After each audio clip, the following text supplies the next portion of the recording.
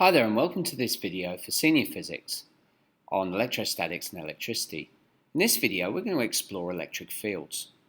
Now electric fields are present in all charged particles and they are defined as a region where a charged particle will experience a force upon it. They are very similar to the force fields that we notice, or the gravitational fields that we notice on the planet Earth. The only difference is that the gravitational fields that we notice only act in one direction. They only pull on an object, whereas the electric fields that you have on a charge can have the ability to push and pull. We call them attraction and repulsion. Now, an electric field works as a vector, hence we use arrows, and as we've seen previously in our vector diagrams, we have to take into account the direction that the fields happen to be acting. So just like a gravitational field, the electric fields act as radial lines on a spherical charge. A negative charge has radial lines that act into the actual charge, as you can see down in the diagram below. Obviously, for a positive charge, it's going to act in the opposite direction. So you can see that in the second diagram. The bigger the charge, the more electric field lines are going to be generated, which means that as a result, there's going to be a stronger interaction. And this interaction between these electric field lines basically generates a force. Now, as we've seen earlier, this force is basically going to be determined by the distance that those charges are placed away from each other. Now, the electric field is often given a strength, and it's given the symbol E, not to be confused with E for energy, which is measured in joules.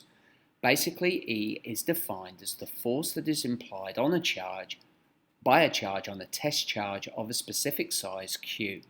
Okay, so what force will be, so if I had a charge of 1 coulomb as a test charge, and I had a specific charge of maybe 5 coulombs, what is the force that's going to be applied upon that 1 coulomb charge, that test charge, when it's placed within those electric fields?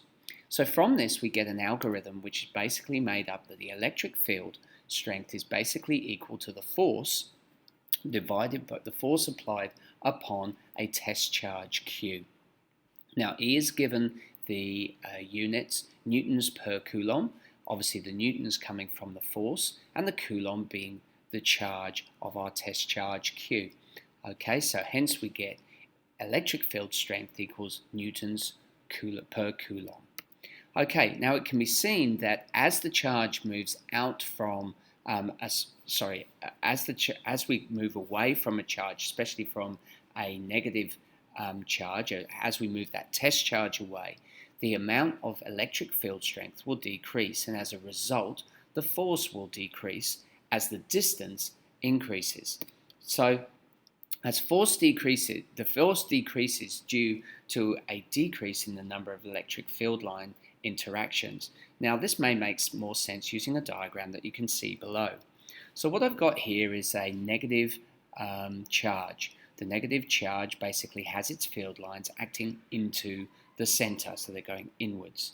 Now if we take the red hatched line, which is very, very close to the actual charge, you can see that there's 1, 2, 3, 4, 5 field lines which interact at this point. Now, if I move, imagine that dotted line is basically our test charge. So it has the effect of being affected by 5 electric field lines on this test charge. However, if I move away from the charge, you can see from the red dotted line to the purple dotted line, you can see that the same area only takes up 1 electric field line. So as a result, there is going to be less of a force which is going to be applied on that test charge. Another example of trying to explain this is by looking at a magnet. If you put a magnet north and north together, you'll know that hopefully that there are magnetic field lines. There will become a point where as you push the magnetic field lines closer together, or you push the poles of the magnet closer together, more force is going to be applied. However, the further away you place your magnet will result in less of a force being applied. And this is directly related to the field line interaction. Well, it's exactly the same for electric fields. The further you move away from the sort of nucleus of the charge, the less electric field lines, which means there's going to be less of a force which is going to be applied.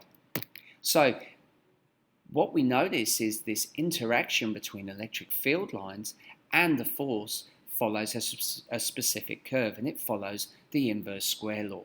Now, as you go on in your physics, you will notice that the inverse square law keeps coming up again and again and again.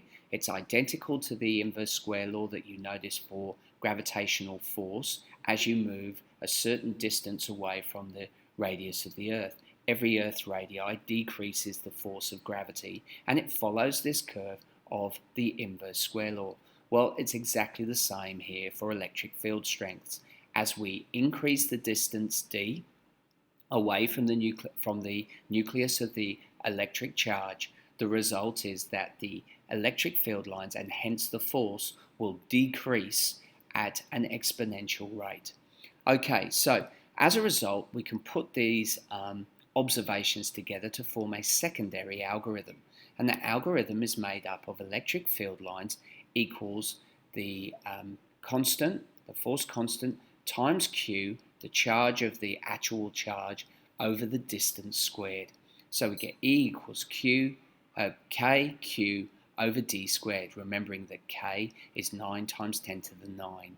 Now, if you look at this diagram to the right-hand side, you can see that we've got a test charge, that's basically that white dot, which is going to be affected by that positive charge. Now, we're going to say that this test charge is Q, and it's going to be positive. So as we try and put Q, little q, closer to the positive Q, the result is a force is going to be applied upon it. Depending on that distance will depend on the size of that force, and Coulomb's law is applied there.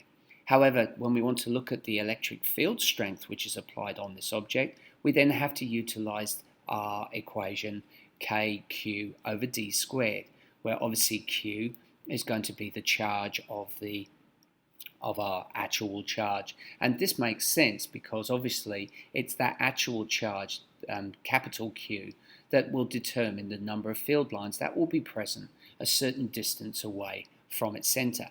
Hence, we can utilize the equation in the blue ring, E equals kq over d squared.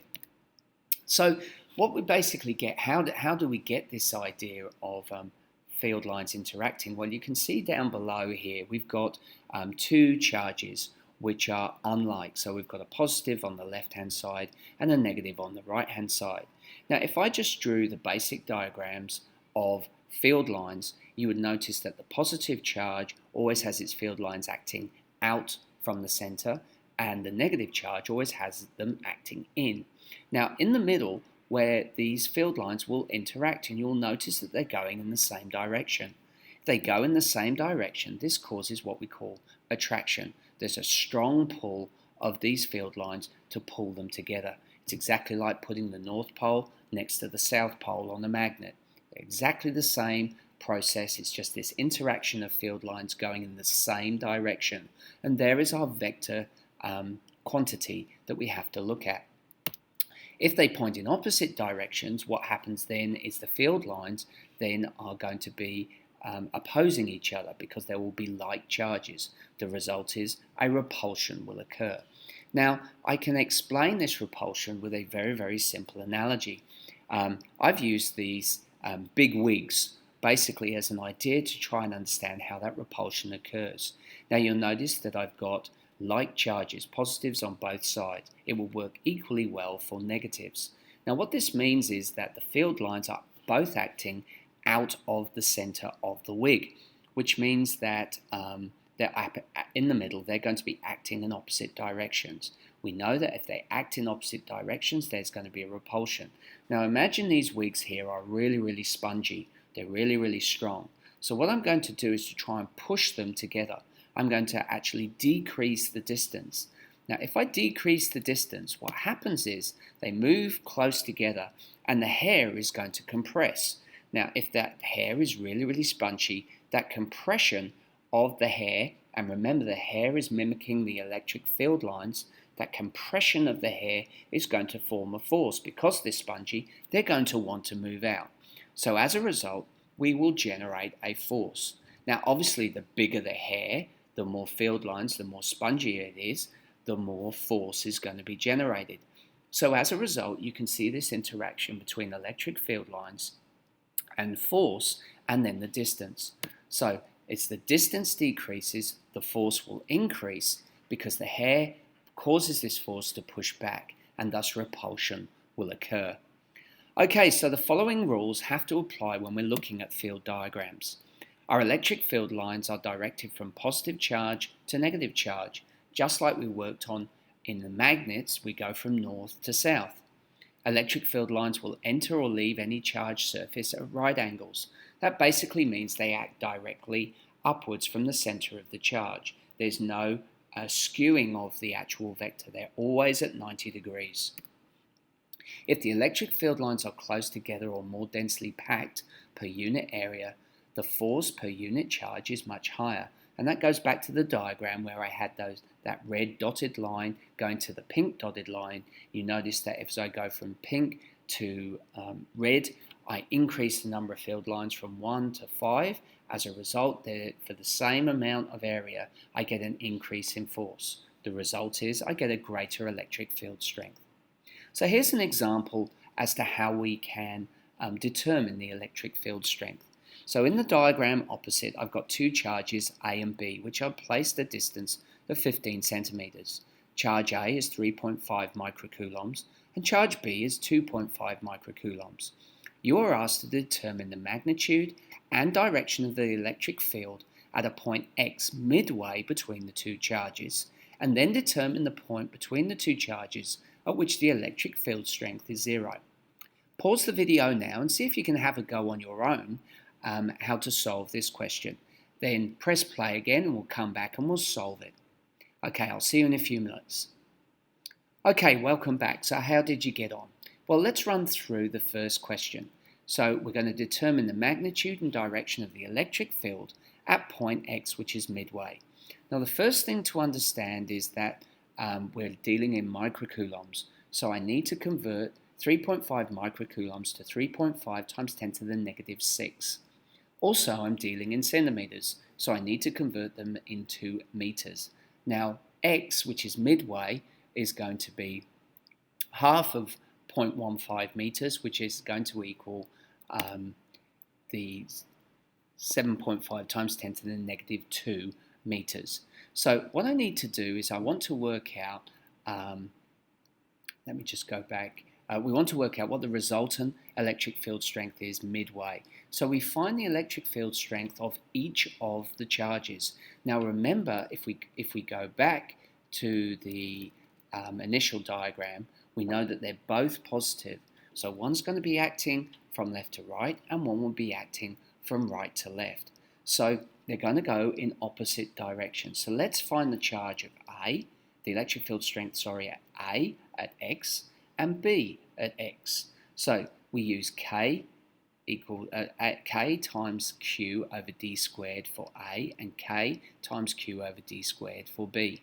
And we notice that for A, the electric field strength is 5.6 times 10 to the 6 newtons per coulomb in the direction of B. And for the electric field strength at B is 9 times 10 to the 9 times 2.5 times 10 to the negative 6, that's our charge, divided by the distance at halfway squared, which is 7.5 times 10 to the negative 2 all squared, which equals 4 times 10 to the 6 newtons per coulomb. And this is acting in the opposite direction towards A. So now we've got, let's say that we're going to make the direction that A is going from left to right be positive and going from right to left be negative. So the resultant electric field strength will be 5.6 times 10 to the 6, that's the field strength for A, minus, because we're going in the opposite direction, 4 times 10 to the 6, which is the electric field strength for B. The result is the overall resultant force of a charged particle at midway at point X will be 1.6 times 10 to the 6 in a left to right direction, or a positive direction going towards B. In part B, we want to know where is it going to be equal. Now, because we've got larger charges on both sides, the result is we are going to have to, the midpoint will be where the two electric field strengths are equal. So we have to make E equal on both sides. So EA must equal EB. And we've got to find the distance for that. So what we can now do is we can basically state that we've got our two algorithms, EA, which is K times Q over D squared for A, must equal K times QB over D squared. So hence that's where we get the two field lines which are going to be the same. We then rearrange the formula and the result is that we get 0.3 s squared minus 30s plus 225 equals 0. Now note for the distance for B is 15 minus s. Now we're saying that s is going to be the unknown distance. The reason for that is we've got to take s away and we're stating that s is the distance from charge A through to this point where the electric field strengths are equal.